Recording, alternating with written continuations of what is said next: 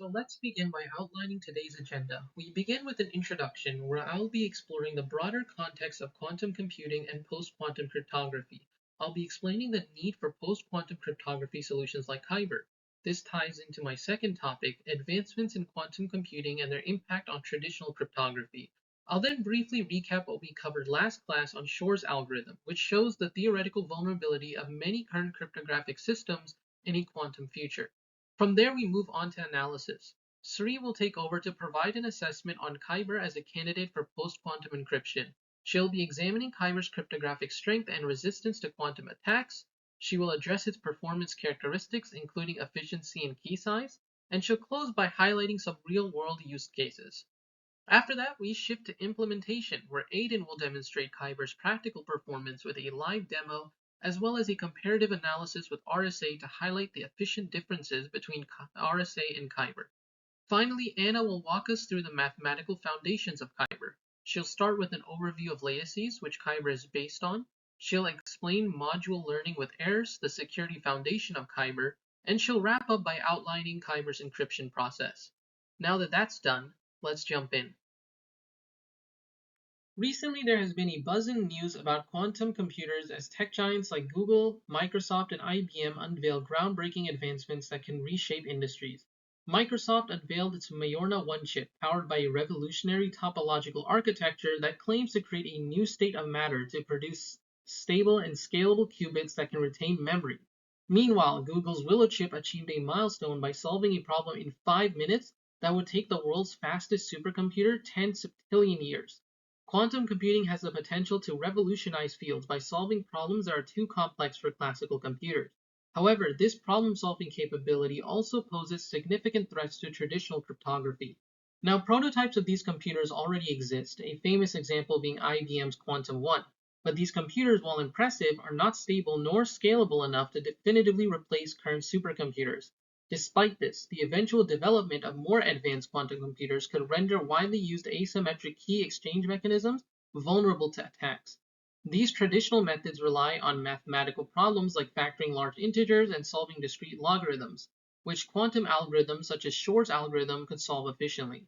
On the other hand, quantum-safe cryptography focuses on hard mathematical problems that quantum computers cannot solve efficiently. The point being that quantum-safe cryptography ensures that encryption remains secure in a post-quantum world.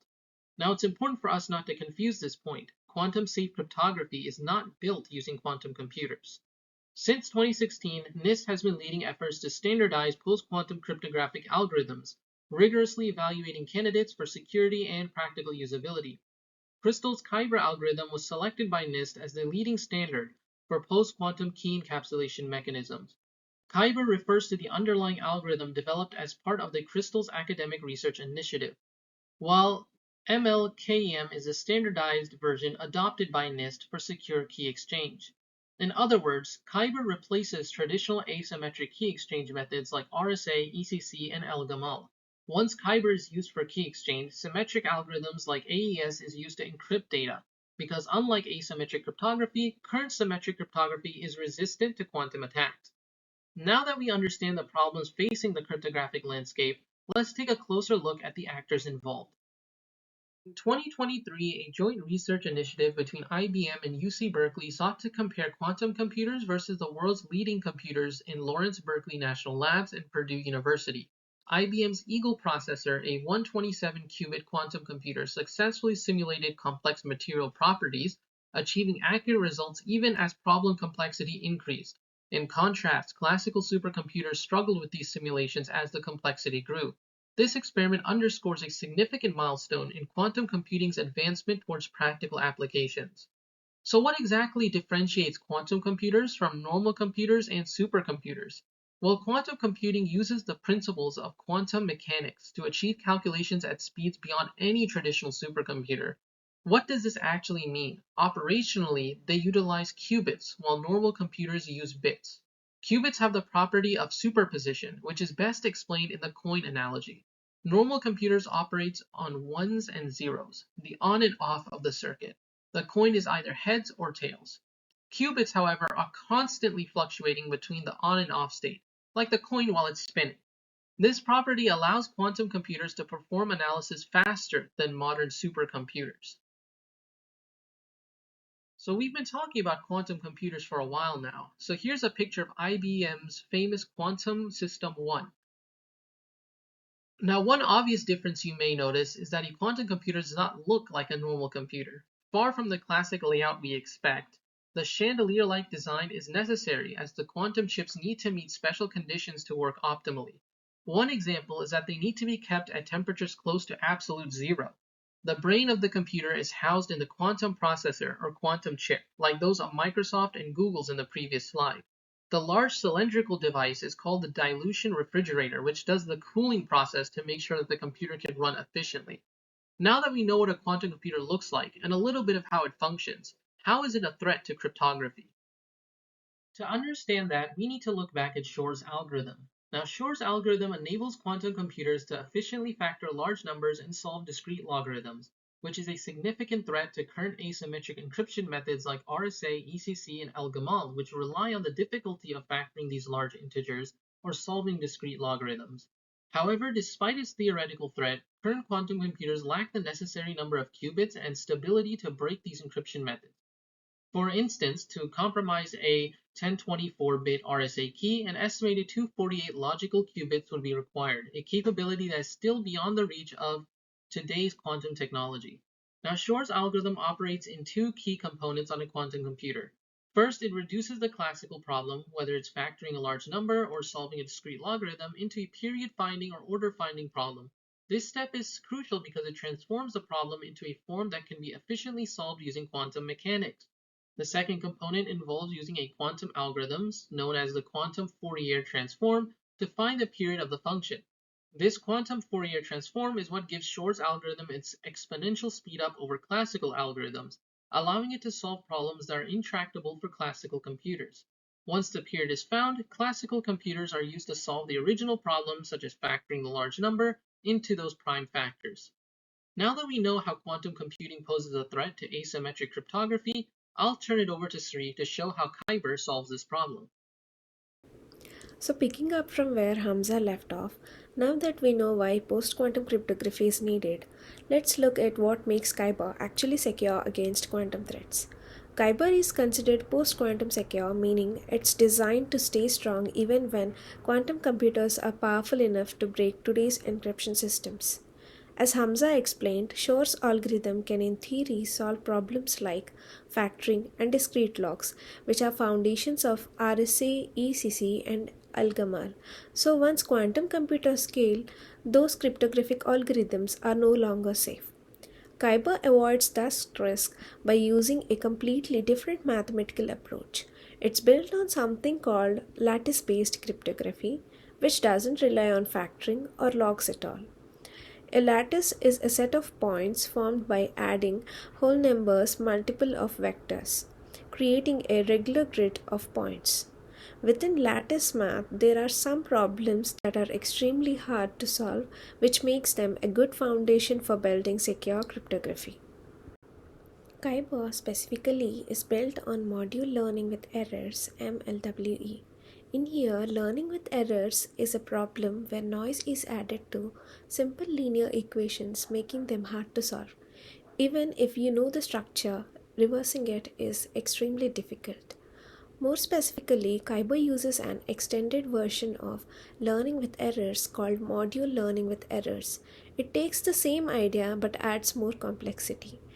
It works with polynomials instead of plain numbers, and the noise is carefully chosen to make decryption without the key practically impossible. There is no known quantum algorithm that can solve module learning with errors efficiently, which is why Kyber is considered a strong candidate for securing data in post-quantum world. In later slides, Anna will dive into the mathematical details behind module learning with errors. Now let's explore Kyber's practical advantages. First, Kyber doesn't rely on generating large primes like RSA. Keys generation is significantly faster with Kyber, which is crucial for applications requiring fast handshakes. So, for example, when our browser establishes a secure session with a website, Kyber can complete the process much faster than RSA. Second, it uses efficient lattice based computations, which means reduced processing demands, lower power consumption, and overall cost savings. Kyber places less strain on the CPU and works well even in devices with limited processing power. The third point is that Kyber is optimized for modern devices. It runs efficiently on resource constrained platforms like IoT sensors, embedded systems, and mobile applications, all of which are becoming integral part to our everyday infrastructure. After my presentation, Aiden will actually show Kyber in action using GitHub code and compare its performance with RSA. Now that we have covered the advantages of Kyber, let's take a look at some of its limitations. While Kyber is more efficient than RSA and elliptic curve cryptography, one key challenge is its larger key and ciphertext sizes, impacting bandwidth and storage. On the next slide, we will compare Kyber's key sizes with those of ECC and RSA. Many existing systems are deeply tied to RSA or ECC. Transitioning to Kyber may require software updates and, in some cases, hardware changes too. For older or large enterprise environments, this can be time consuming and complex. Lastly, as with any cryptographic algorithm, secure implementation is critical. Poor parameter choices, side channel leaks, or careless coding can expose vulnerabilities. Kyber must be paired with strong coding standards and careful deployment practices. Here is a quick comparison to help you visualize Kyber's key sizes compared to those of classical cryptographic algorithms like RSA and ECC. The three highlighted algorithms RSA 3072, ECC 256, and Kyber 512 all offer equivalent security, roughly matching the strength of AES 128. This makes them well suited for a like for like comparison. Let's start with RSA 3072. Considered secure in classical systems, its key size and ciphertext are 384 bytes each. But RSA is broken by quantum attacks, so it won't hold up in the future. Now, look at ECC, much more efficient than RSA in classical cryptography. Its keys are just 64 bytes and it's widely used today. But again, ECC relies on discrete logarithms, which quantum computers can break using Shor's algorithm. Then we have Kyber's three variants. Kyber 512 is the baseline, already more secure than RSA but with significantly larger keys. Kyber 768 increases the key and ciphertext size a bit but also provides stronger protection.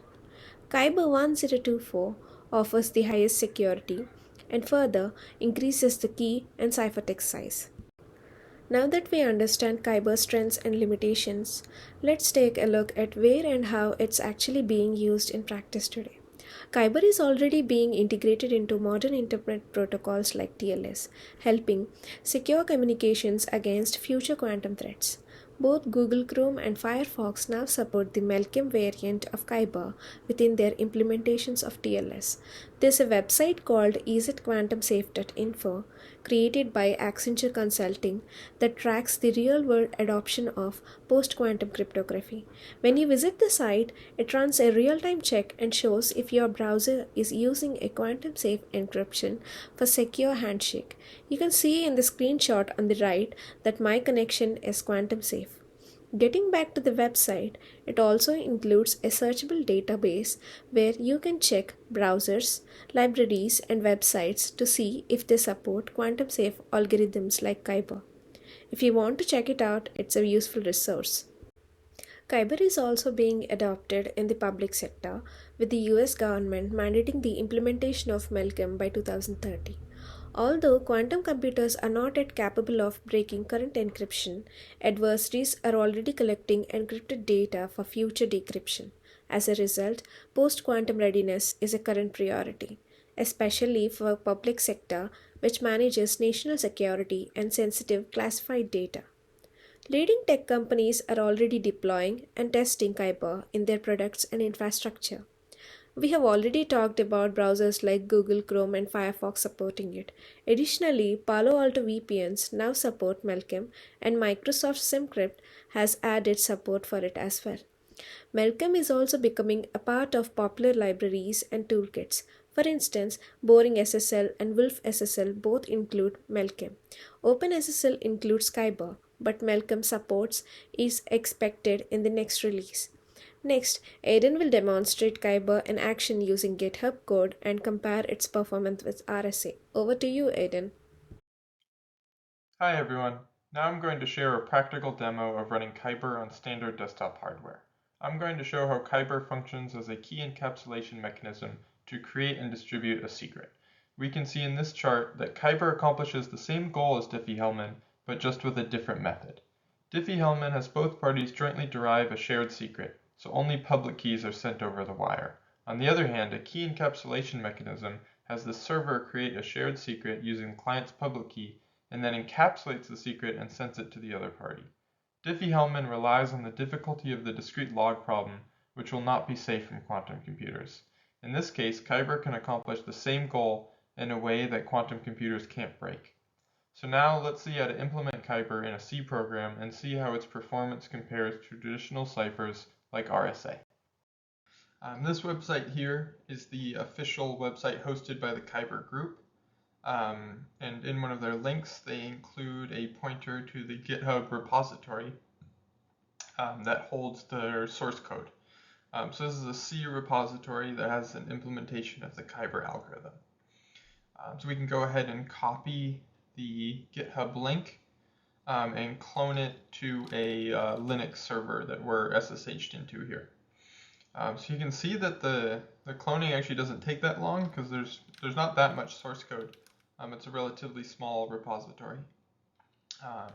And in the reference folder is where we can compile the code using make shared to make some library files.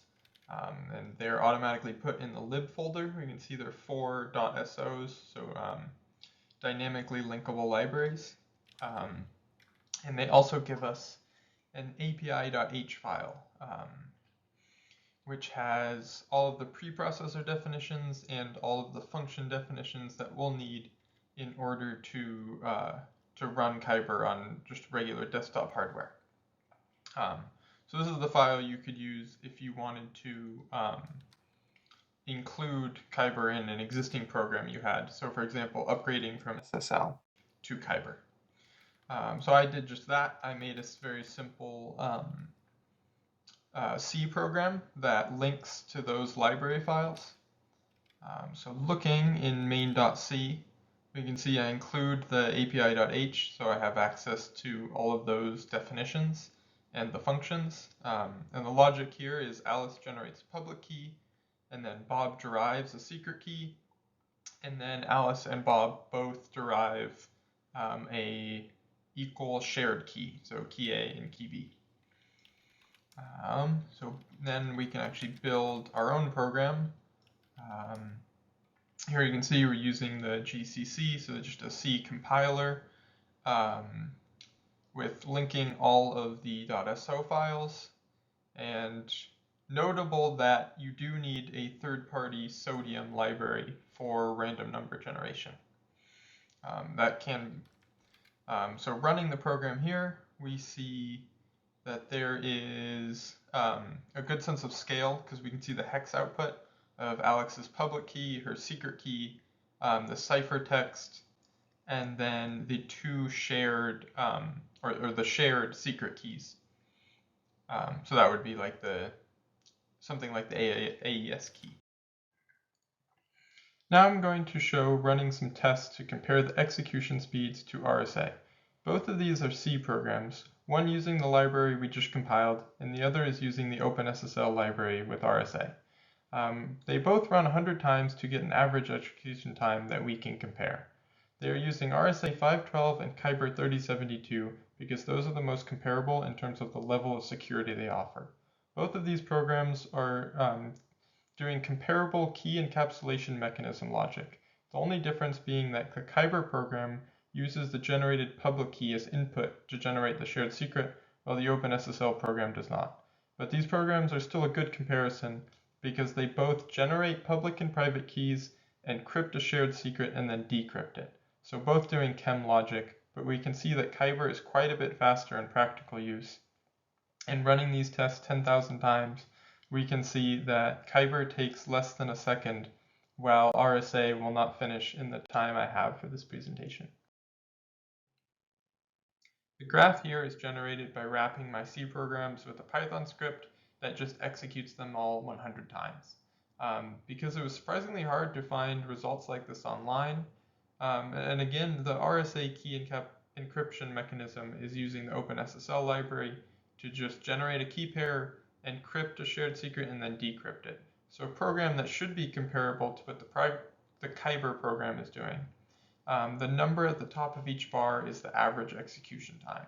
So we can see Kyber running in 512, 768, and 1024 modes, and then RSA running in its standard modes that we typically see.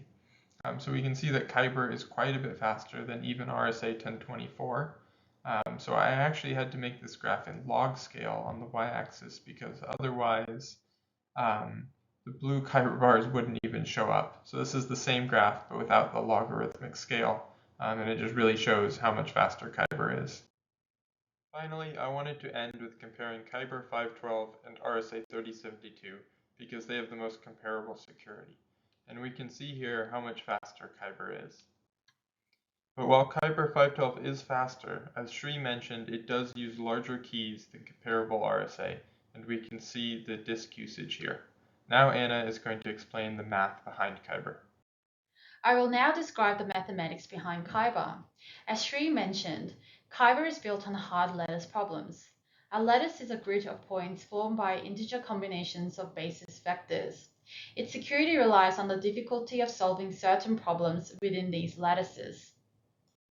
One of the key hard problems in lattice cryptography is the closest vector problem. It asks, given a point on the grid, which lattice point is it closest to? In the diagram, you can see a green dot on the top right. It's not on a lattice point. It's the result of adding error to some original lattice point. The challenge is to recover the original blue lattice point using only the green one, and that's incredibly hard. In 2 dimensions, like this diagram, it might seem easy, but in really high dimensions, it becomes difficult. Kyber uses huge number of dimensions in the hundreds, and this is way beyond anything we can picture or represent visually. The number of dimensions corresponds to the chosen security level. The stronger the security, the more dimensions it uses. Normally, solving equations is easy, but even a little bit of noise makes it much harder. Take a look at the first diagram. If you have the blue matrix and the blue vector, you can easily figure out the green vector that was used. It's just regular linear algebra. Now look at the second diagram. It's the same setup, but with a yellow vector added. That's the noise. This changes the result, and suddenly finding the original green vector becomes much harder. This idea is just like the closest vector problem. You start on a lattice point, then add a bit of noise by moving off it slightly. Trying to find your way back is really hard, just like solving noisy equations. In both cases, noise makes the original information hard to recover. Kyber is based on modular learning with errors, which is a more advanced form of the standard learning with errors problem. Instead of simple numbers in the matrices and vectors, as in the top diagram, Kyber uses polynomials like the bottom diagram. In both diagrams, the equation can be expressed as a times s plus e equals t. But now, in the bottom diagram, each element is a polynomial, not just a regular number. This added complexity makes the problem even harder to solve. In modular learning with errors, we work with polynomials instead of just numbers. We use modulars to keep things manageable. It simplifies messy math by limiting both the degree of the polynomial and the coefficients. So let's start with this polynomial. We will limit the degree of the polynomial. We will use mod 256 and only keep powers up to x to the power of 255. Anything higher wraps around. So x to the power of 300 becomes x to the power of 44, and x to the power of 257 becomes x to the power of 1. Now, we limit the coefficients using mod 3329.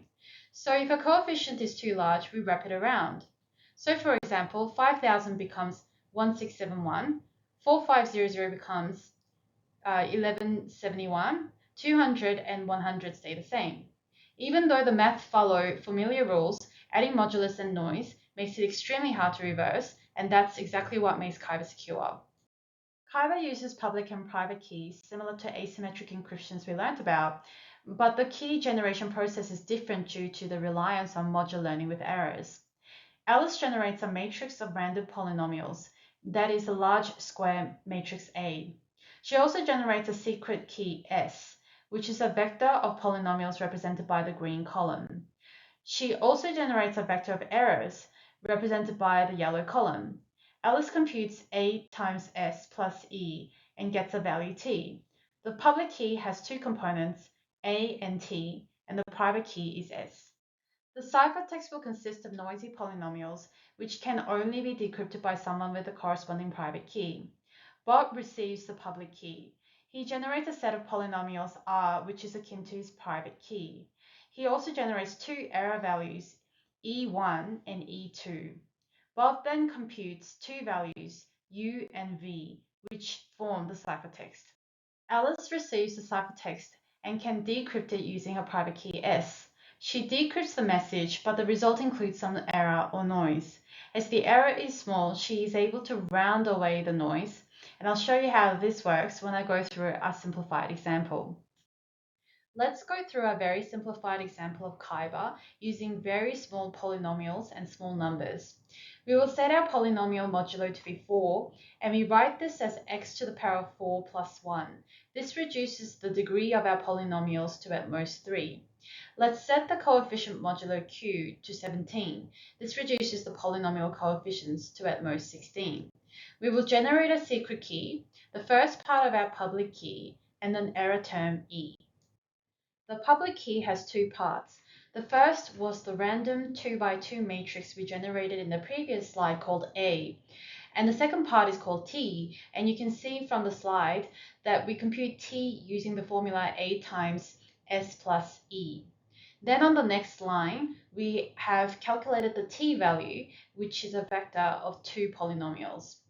Now we have a key pair, the public key, which is made up of A and T, and the secret key S.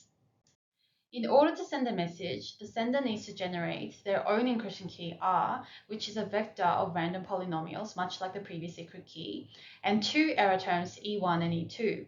Next, we convert the message into a polynomial. We start by turning the message into binary. For example, the number 11 becomes 1011 in binary. This maps to the polynomial 1x cubed plus 0x squared plus 1x plus 1. But we're not done yet. We need to scale the message up so it stands out against the noise. We do this by multiplying the whole polynomial by q divided by 2, rounded. Since q is 17, that gives us 9. So our message polynomial becomes 9x cubed plus 0x squared plus 9x plus 9. Now that we have our message, encryption key, and error terms, we can make our ciphertext. The ciphertext consists of two components, U and V. Each component is derived using one part of the public key. U is computed using the matrix A from the public key combined with the encryption vector R and the first error term E1. V is computed using the vector T from the public key along with the encryption vector R, the second error term E2, and the message M. Now let's move on to decryption. To decrypt, we compute V minus S times U, where S is the secret key.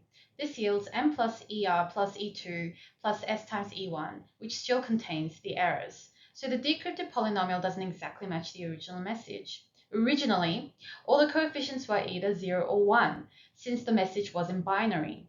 Then we multiplied them by 9, so now they should be either 0 or 9. To clean up any noise, we round each coefficient to whichever is closer, 0 or 9. And because we're working with mod 17, anything close to 17, like 14, wraps around and gets rounded to 0. So we get 7x cubed becomes 9x cubed, 14x squared becomes 0x squared, 7x becomes 9x, and 5 becomes 9. This rounding step removes the noise and recovers the original message. Earlier, we scaled up our message by multiplying it with 9. So now, to fully recover the original message, we scale it back down by dividing each coefficient by 9. This gives us the original polynomial, as you can see on the second line. To convert it back to binary, we simply examine the coefficients, which are 1011. This corresponds to the number 11, our original message.